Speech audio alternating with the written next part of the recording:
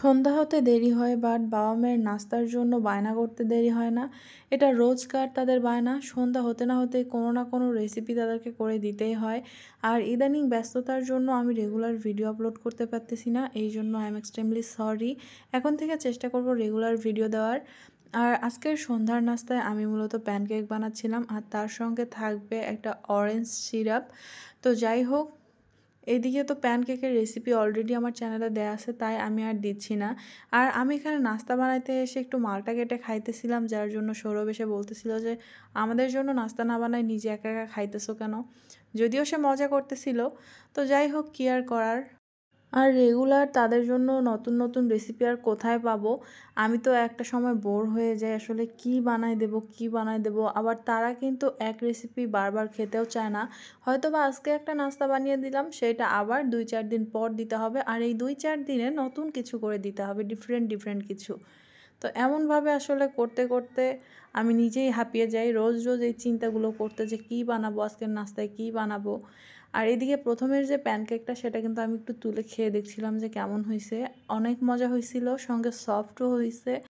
তবে পারফেক্ট কালারটা এটার মধ্যে আসেনি। আর এটা যেহেতু প্রথমবারের পিঠা ছিল, এই জন্য এটাতে কালারটা আসেনি। প্যানটা ঠিক করে গরম হওয়ার আগে আমি দিয়ে দিয়েছিলাম ব্যাটারটা। আর এই যে পরেরগুলো আলহামদুলিল্লাহ অনেক সুন্দর কালার চলে আসছে। প্রত্যেকটা প্যানকেকে কিন্তু এরকম কালার হয়েছে। আমার প্যানকেক বানানো প্রায় শেষের দিকে, আর এদিকে কিন্তু এই অরেঞ্জ সিরাপটাও তৈরি হয়ে গেছে।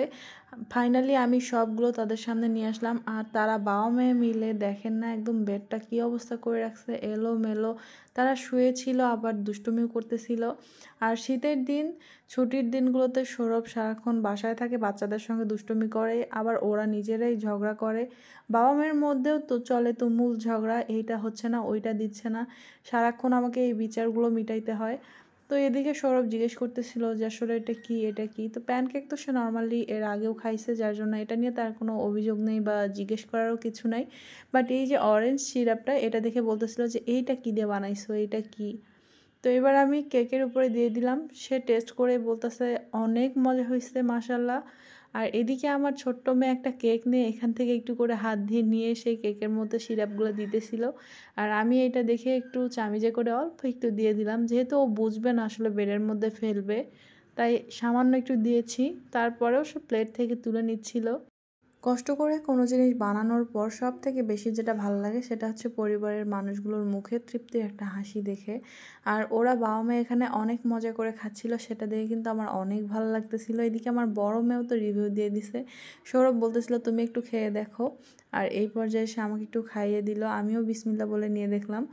সত্যি অনেক মজা ছিল। আর এই প্যানকেকের মধ্যেও কিন্তু আমি অরেঞ্জ জুস দিয়েছিলাম, যার জন্য ওটাও একটু অরেঞ্জ ফ্লেভারের লাগতেছে, আর তার সঙ্গে তো অরেঞ্জ সিরাপটা আছেই। সব মিলিয়ে অনেক মজা ছিল। আপনারা চাইলে বিকেলের নাস্তা কিংবা সন্ধ্যার নাস্তা এরকম প্যানকেকটা বানিয়ে নিতে পারেন, অথবা বাচ্চাদের টিফিনেও দিতে পারেন।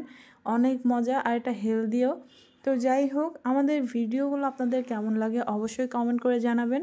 আমাদের পেজটিকে ফলো করে রাখবেন, আর ইউটিউব চ্যানেলটিকেও সাবস্ক্রাইব করে রাখবেন, এবং বেল বাটনটি অন করে রাখবেন, যাতে আমাদের নতুন কোনো ভিডিও দিলে সবার আগে দেখতে পান। তো যাই হোক, আজকের মতো বিদায় নেব, দেখা হবে পরবর্তী কোনো ভিডিওতে। সেই সঙ্গে ভালো থাকবেন, সুস্থ থাকবেন, আমাদের জন্য দোয়া করবেন। আল্লাহ হাফেজ।